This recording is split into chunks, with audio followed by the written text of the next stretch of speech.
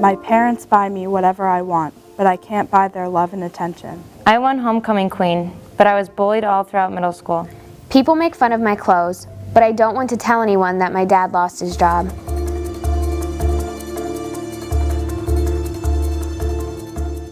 No one can stop a suicide. Once it is chosen, it will take place.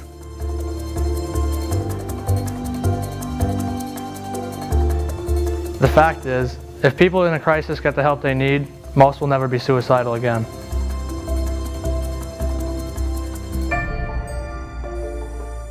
Confronting a person about suicide will only make them angry and increase the risk of suicide.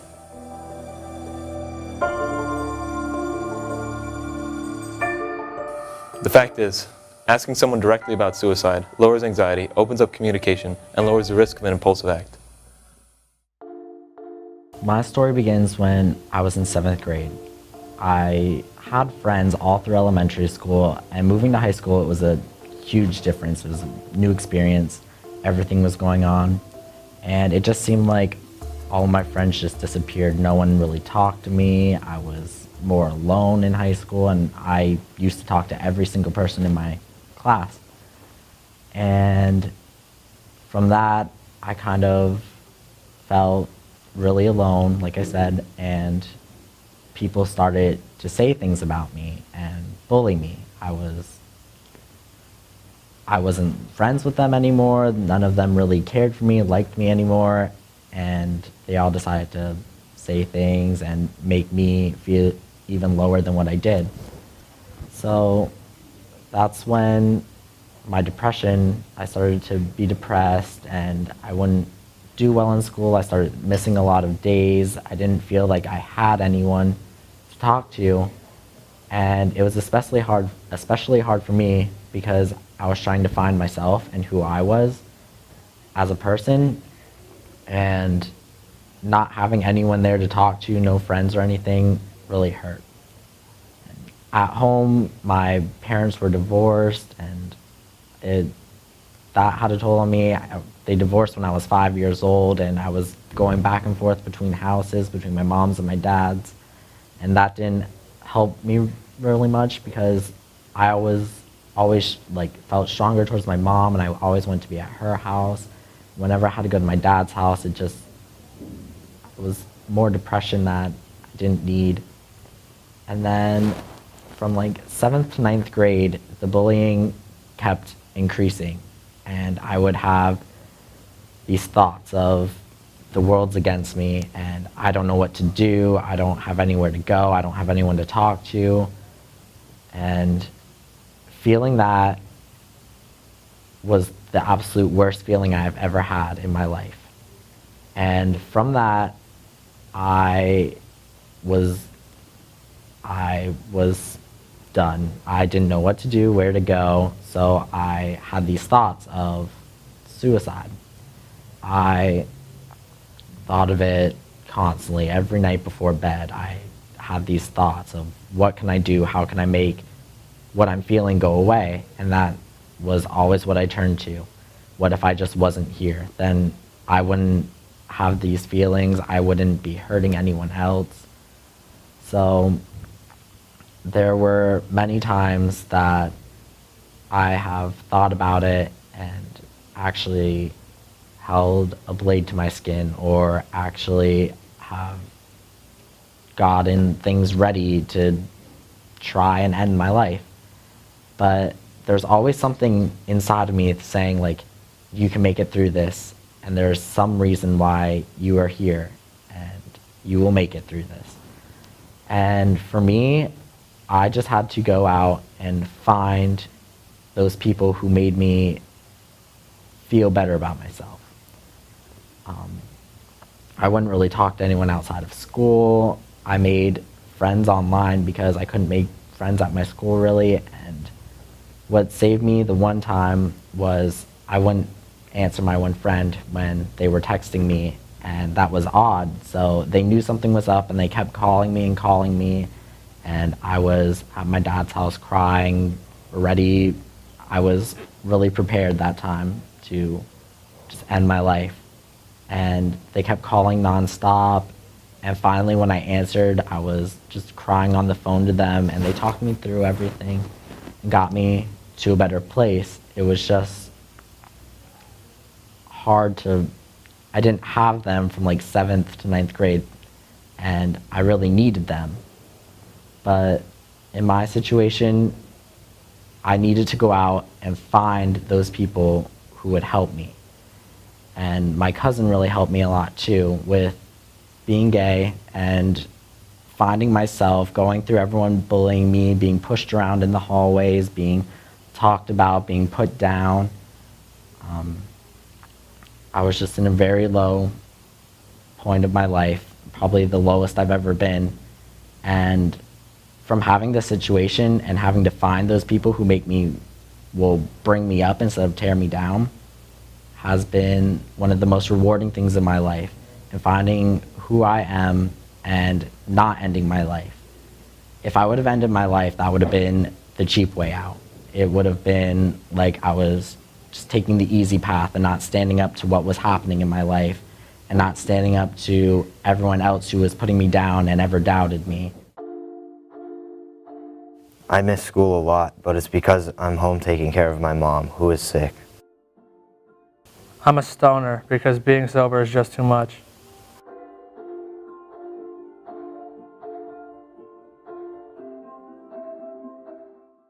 Only experts can prevent suicide.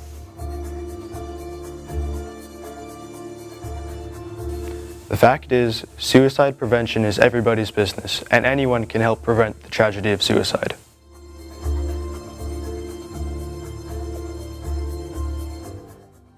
Suicidal people tend to keep their plans to themselves. The fact is, most suicidal people communicate their intent sometime during the week preceding their attempt.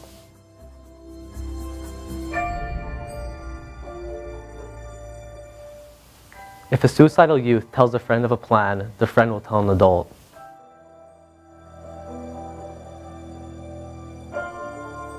The fact is, most youth honor the code of silence and do not tell others of the plan to commit suicide.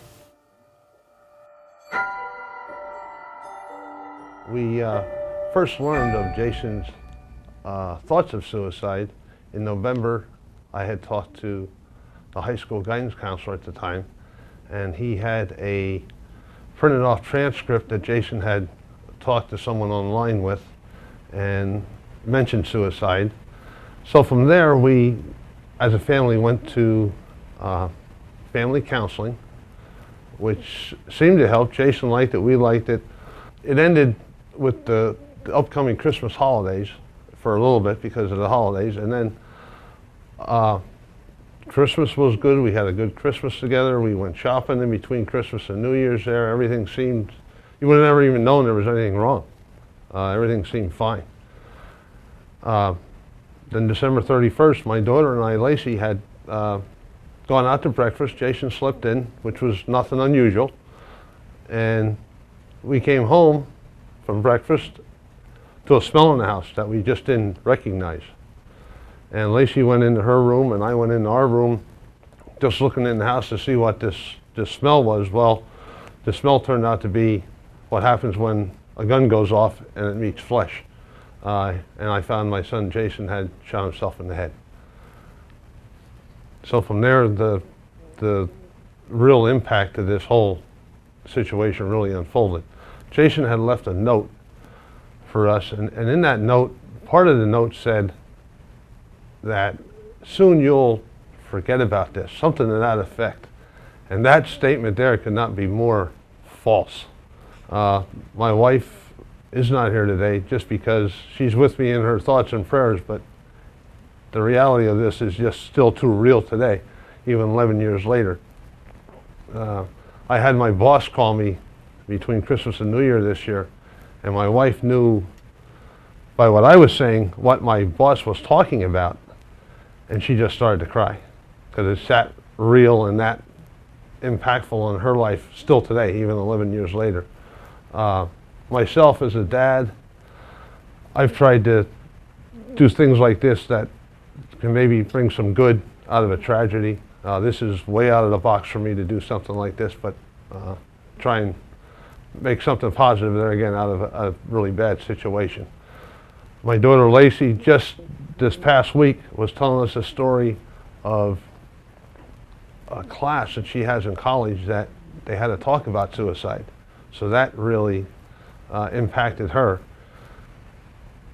It was, she said, in her words, she said, it was really hard, Dad, to talk about it. And so it's, here again, it's just the whole impact. My grandparents, Jason's grandparents, our relatives, his friends. One of his friends, his dad is a doctor. And that doctor actually was visiting my mom when she was in the hospital recently. And this doctor told my mom that Jason's friend still talks about him and still gets upset about it. And he was just a friend. It wasn't even a close, it wasn't a mom or a dad or a sister. So the impact is, you can't even imagine. It's ongoing, it's daily, weekly, monthly, yearly. It's always something that's always there. And our hope as a family by doing this, my wife, my daughter Lacey, myself, is that if this impacts and saves just one life, it was worth it all. I can't believe he broke up with me. How can I go on without him? I'm valedictorian, but the pressure of maintaining my grades gives me panic attacks.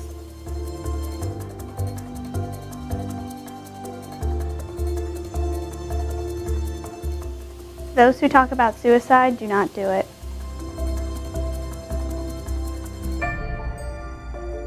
The fact is, people who talk about suicide may try or even complete an act of suicide. I can't believe he would do something like that. I know. Shh, he's coming this way.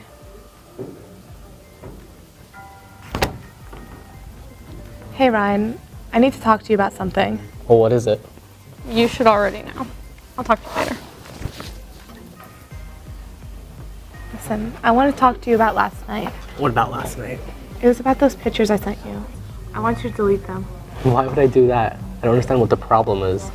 The problem is, I don't want anybody to see those pictures, and I don't want you to have them anymore. Well, that sucks, I guess, because I sent them to all my friends already. They really wanted to see them.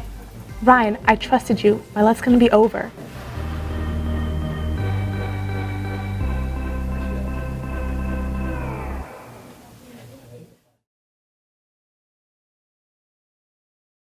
I noticed that you're just not looking well right now. Is everything okay with you and Ryan or you and Samantha? No. Well, what's wrong? What's happening? I just did something really wrong. You did something wrong? Well, what was that? I sent some inappropriate pictures, and now they're everywhere. Oh, so how did they get out? I sent them to Ryan. Oh, boy. All right. So you talked to Ryan about that? Yeah. And what did he have to say? He's not listening. He sent them to everyone. How's that make you feel right now, then? I'm upset. I feel like my life's over.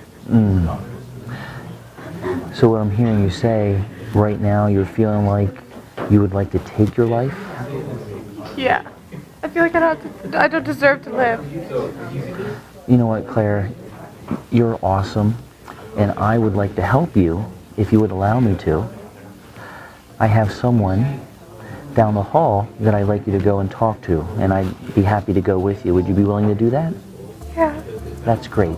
Why don't we go?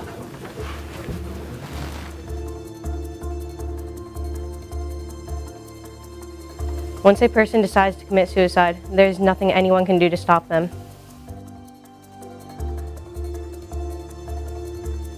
The fact is, suicide is the most preventable kind of death, and any positive action may save a life. We lived on Arch Street in Pottsville, and we moved up to Ray Street. And my dad, he goes through girlfriends a lot, so it's different girlfriend, and that added a lot to do with some of the. We didn't really have a mother figure. Our mom was never there, and the home life was definitely not that great. My dad was a very heavy drinker, frequent drug user, didn't really care too much. We always had a roof over our head and food to eat, but I don't know really how much that actually matters in the grand scheme of things. Growing up, we always went to church every Sunday, me and him, and it was all three of us. I had two brothers. One, his name's Sebastian. He passed away when he was 14. I was 16. We grew up going to church, you know, having a good time, and that was really the only place we could have a good time because it really wasn't a good home life at all. So my dad, he went through girlfriends a lot, and he eventually found this girlfriend who was, I believe, 21 at the time when they started dating, I believe. And, you know, she really wasn't ready to take care of herself, let alone try and be a mother figure to kids. So our home life wasn't the greatest. You know, we couldn't go to school, and like, you know, kids would be like, hey, you want to go do this and you want to go do that or something. We wouldn't ever be able to say yes to any of that stuff because it's not like our parents cared to take us there. You know, he was never really home. He was always working, you know, drinking, and, you know, it's just me and my brother. That's all we had. We had each other. And what happened was I was 16 years old, and I got in a fight with my parents, and I was really fed up with it, and my dad ended up kicking me out, putting me on the street basically. But I always had somewhere to go. I went to my aunt's. I stayed with my aunt, and it was nice, but I left my brother behind. I really didn't talk to him, and he was left in that very awful environment. You know, the house he couldn't bring people over. It was not a great household. My dad would abuse us, you know. It was just, and I felt awful for leaving him in that environment, but there's really nothing, you know, I was more focused on myself. I wanted to better myself. That way, when I was better, I could take them with me, or if I go to college, or if I get a job, I could get them out of that place as soon as possible. We did go to, you know, children and youth and stuff, and they really can't do anything. They just put on a smile, and, you know, every time they come around, it was bad. I didn't really know how much he needed me there because it was just me and him. So, like, he would always ask me what to do, what to wear, how to act, how we were going to get through this, and I wasn't there for him because I was more focused on myself. One day, I woke up, and this was very strange. I didn't go on social media. I usually would go on social media, you know, Facebook, all that, and I didn't. I woke up angry, and it was odd, and I didn't talk to anybody all day. And I decided, you know, I had a girlfriend at the time. I said, I can't ignore my girlfriend. I'm going to call her. We're going to go bowling. So I used my house phone. Didn't even turn on social media. Thank God I didn't, because that would have been awful. At this point, it's been 3 months since I've seen my brother.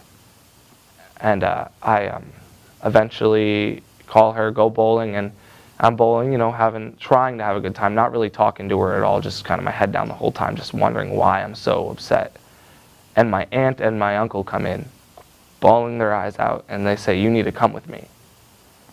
And I'm just like, I'm confused. I said, well, who is it? Is it my grandma? She's elderly, you know, she's not in the best health. I said, what's wrong with her?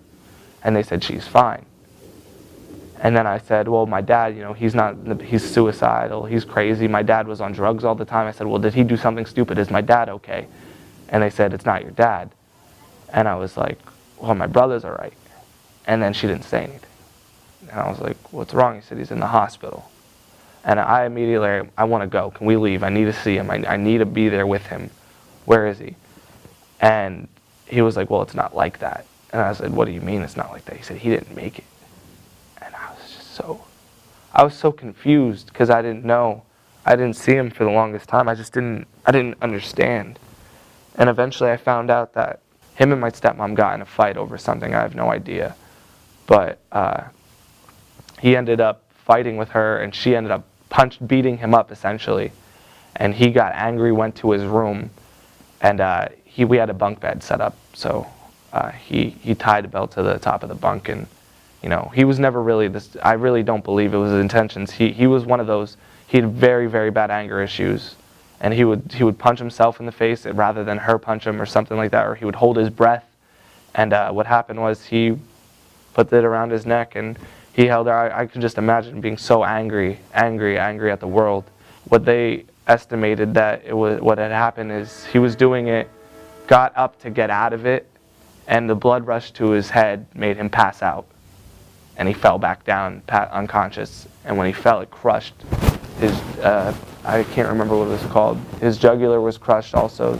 something else, and then he was already unconscious, and then he was just slowly dying from there.